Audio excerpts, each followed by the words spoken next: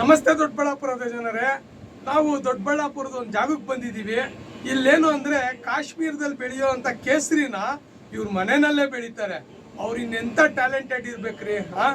ಒಬ್ಬ ಏನು ಚಳಿ ಆತೈತ್ರಿ, ಸಿಕ್ಕಾಪಟ್ಟೆ ಚಳಿ ಆತೈತೆ. ಈ ಕ್ಲೈಮೇಟ್ ನೋಡ್ರಿ ಆ ಥರ ಸೆಟ್ ಮಾಡಿದ್ದಾರೆ. ಇದು ಬಂದು -1 -2 ಡಿಗ್ರಿನಲ್ಲಿ ಇದನ್ನ ಬೆಳೀತಾ ಇರುವಂಥದ್ದು. ಈ ಕೇಸರಿ ಬಗ್ಗೆ ನಿಮ್ಗೆ ತಿಳಿಸ್ಕೊಡ್ತೀನಿ. ಕೇಸರಿ ಅಂದರೆ ಗರ್ಭಿಣಿಯರ ಹೊಟ್ಟೆಯಲ್ಲಿ ಬೆಳೆಯುವಂಥ ಮಗುವಿಗೆ ಕೊಡೋವಂಥ ಒಂದು ಕೇಸರಿ. ಅದು ಗ್ರಾಮ್ ಬಂದೇ 1000 ರೂಪಾಯಿ. ಇವರು ಬೆಳೀತಾ ಇದ್ದಾರೆ. ಮತ್ತೆ ಇವ್ರು ಹೇಳ್ತಾರೆ, ನಾನು ನಿಮಗೆ ಇದ್ರ ಬಗ್ಗೆನೂ ಕ್ಲಾಸಸ್ ಮಾಡ್ತೀನಿ ಸರ್. ನಮ್ಮ ದೊಡ್ಡಬಳ್ಳಾಪುರದಾಗ ಯಾರನ್ನ ಹುಡುಗರು ಇದ್ರೆ ಅವ್ರು ಬಂದ್ರೆ ನಾನು ಅವ್ರಿಗೆ ಯಾವ ರೀತಿ ಇದನ್ನ ಮಾಡೋದು ಅಂತಾನು ಹೇಳ್ಕೊಡ್ತೀನಿ ಅಂತಾನು ಹೇಳಿದ್ದಾರೆ. ನೋಡಿ ಎಂತ ಒಂದು ಲೊಕೇಶನ್, ಎಂತ ಒಂದು ಅಲ್ಲ, ನಮ್ಮ ದೊಡ್ಡಬಳ್ಳಾಪುರದ ಇಂತಿಂತ ಟ್ಯಾಲೆಂಟ್ ಹುಡುಗರು ಇದಾರ. ಸೂಪರ್ ಅಲ್ಲ ಸ್ನೇಹಿತರೆ. ಯಾವ ರೀತಿ ಇವರು ಅಲ್ಲಿಂದೆಲ್ಲ ತಿಳ್ಕೊಂಡು ಇಲ್ಲಿ ಬಂದು ಆ ಕ್ಲೈಮೇಟ್ ನ ಇವರು ಸೃಷ್ಟಿ ಮಾಡಿ ಅದನ್ನ ಬೆಳೀತಾ ಇದ್ದಾರೆ. ಮತ್ತೆ ಇಲ್ಲಿ ಪ್ಯೂರ್ ಕೇಸರಿ ಸಿಗುತ್ತೆ ಅಂತಾನು ಹೇಳ್ತಾ ಇದ್ದಾರೆ. ಬೇರೆ ಕಡೆ ಎಲ್ಲ ಕಮ್ಮಿ ರೇಟಿನ ಕೇಸರಿನ ನಿಮಗೆ ಜಾಸ್ತಿ ರೇಟಿಗೆ ಮಾರಿ ಟೋಪಿ ಹಾಕ್ತಾರೆ. ಬಟ್ ಇಲ್ಲಿ ಇವರೇ ಸ್ವತಃ ಬೆಳೆಯೋದ್ರಿಂದ ನಿಮ್ಗೆ ಪ್ಯೂರ್ ಕೇಸರಿ ಸಿಗುತ್ತೆ. ಒಂದ್ಸತಿ ಇವ್ರನ್ನ ಕಾಂಟ್ಯಾಕ್ಟ್ ಮಾಡಿ, ಮತ್ತೆ ಆ ಹುಡುಗನ್ ನಾನು ಮಾತಾಡಿಸ್ತೀನಿ.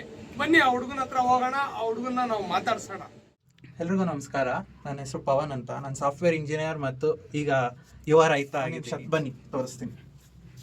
ಇಲ್ಲಿ ನೋಡಿ, ಇದರಲ್ಲಿ ಫುಲ್ ಹೂವು ನೋಡಿದ್ರೆ ನಿಮಗೆ ಹೂದಲ್ಲಿ ಏನೂ ಇರಲ್ಲ. ಎರಡು ಕೇಸರಿ ತೆನೆ ಇರುತ್ತೆ, ಅದಷ್ಟೇ ಕೇಸರಿ.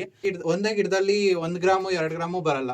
ಮಿನಿಮಮ್ 5 ರಿಂದ 6 ಗಿಡ ಹೂವು ಬಂದರೆ 1 ಗ್ರಾಮ್ ಆಗುತ್ತೆ ಅದರಿಂದ. ಓಕೆ, ಎಷ್ಟು ಖರ್ಚಾಯ್ತು? ಎಷ್ಟು ಬೇಕೆಲ್ಲ ಸೆಟಪ್ ಎಲ್ಲ ಸೇರಿ 1.5 ಇಂದ 2 ಲಕ್ಷ ಆಗಿರ್ಬೋದು ಸೆಟಪ್ಗೆ. ಎಸಿ ಎನಿ ಟೈಮ್ ಆನ್ ಇರಲೇಬೇಕಾ? ಎಸಿ ಯಾವಾಗ್ಲೂ ಇಲ್ಲ. ಇವಾಗ 1 ತಿಂಗಳು ಮಾತ್ರ, ಹೂವು ಬಿಡೋ ಟೈಮಲ್ಲಿ ಮಾತ್ರ ಆನಲ್ಲಿ ಇರಬೇಕು. ಎಷ್ಟು ದಿನ ಬೇಕು ಈ ಬೆಳೆ ಫಸಲು ಕೊಡೋಕ್ಕೆ? 1 ತಿಂಗಳು 1.5 ತಿಂಗಳು ಬೇಕು. ನಾವು ಆಲ್ಮೋಸ್ಟ್ ಸೆಪ್ಟೆಂಬರ್ ಫಸ್ಟ್ ವೀಕಲ್ಲಿ ಸ್ಟಾರ್ಟ್ ಮಾಡಿರೋದು. ಇವಾಗ ಆಗ್ಲೇ ಹೂವು ಬಿಡ್ತಾ ಇದೆ. ಇನ್ನೊಂದು 15 ದಿನದಲ್ಲಿ ಎಲ್ಲ ಹೂವುಗಳು ಬಿಟ್ಟಿರುತ್ತೆ. ಯಾವ ತರ ಅಂದ್ರೆ ಹೆಂಗ್ ತರಿಸಿದ್ರಿ ಈ ಗಿಡಗಳನ್ನ? ಎಲ್ಲಿ ಕಾಂಟ್ಯಾಕ್ಟ್ ಸಿಕ್ತು? ಇದು ನನ್ನ ಫ್ರೆಂಡ್ ಒಬ್ರು ಇದಾರೆ, ಕಾಶ್ಮೀರಲ್ಲಿ ಮಾಡಿದೀನಿ. ಎಷ್ಟು ಒಂದು ಇವಾಗ ನಿಮ್ಗೆ ಇದನ್ನ ತರ್ಸಕ್ಕೆ ಎಷ್ಟದ್ ಬಿತ್ತು? ಕೆಜಿಗೆ 1800 ರೂಪಾಯಿ ಆಗುತ್ತೆ. ಇದು ಕೆಜಿಗೆ ಅಂದ್ರೆ ಎಷ್ಟು ಬರುತ್ತೆ? ಅದು ಆ ಥರದ್ದು ಹೆಂಗ್ ಬರುತ್ತೆ? ಇವಾಗ ಒಂದು ತೆಗೆದು ಯಾವ್ದಾರು ತೋರಿಸಿ. ಅದು ಇದು 1 ಕೆಜಿಗೆ ಎಷ್ಟು ಆ ಥರದ್ದು ಬೀಜ ಬರ್ಬೋದು? 1 ಕೆಜಿಗೆ ಈ ಲೈನ್ ಎಷ್ಟಿದೆಯೋ ಅಷ್ಟು ಬರ್ಬೋದು. ಇಷ್ಟು ಪೂರ್ತಿ 1 ಕೆಜಿಗೆ ಬರುತ್ತೆ ಅಂದ್ರೆ ಇದೊಂದು ಸೆಟಪ್ 1800. ಆಮೇಲೆ ವೆದರ್ ಯಾವ ಕಂಡೀಷನ್ ಇರಬೇಕು? ಎಷ್ಟು ಡಿಗ್ರಿಯಲ್ಲಿ ಇರಬೇಕು? ಬಂದು ಫಸ್ಟ್ 1 ಮಂತ್ ಸ್ಟಾರ್ಟಿಂಗ್ ಅಲ್ಲಿ 15 ರಿಂದ 18 ಜಾಸ್ತಿ ಇರುತ್ತೆ.